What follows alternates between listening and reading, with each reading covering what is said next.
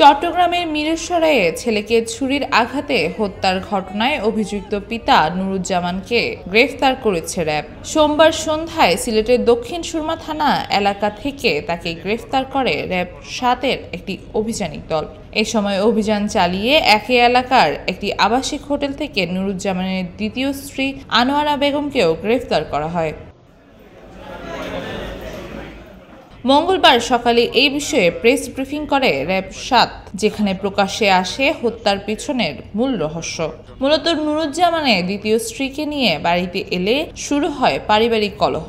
এ সময় তিনি তার প্রথম স্ত্রীকে মারধর শুরু করলে তাকে রক্ষা করতে যায় তাদের একমাত্র ছেলে শাহেদ। এ সময় বাবার ছুরির আঘাতে মৃত্যু হয় তার। 10 সেপ্টেম্বর 2025 তারিখ চট্টগ্রামের মিরসরাইতে অত্যন্ত দুঃখজনক এবং হৃদয় বিদারক একটি ঘটনা ঘটেছে।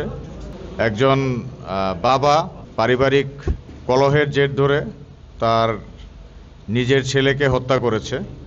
গতকালকে সিলেটের দক্ষিণ সুরমা এলাকা হতে হত্যাকারী বাবা এবং তার দ্বিতীয় স্ত্রীকে র্যাব কর্তৃক গ্রেপ্তার করতে সক্ষম হয়।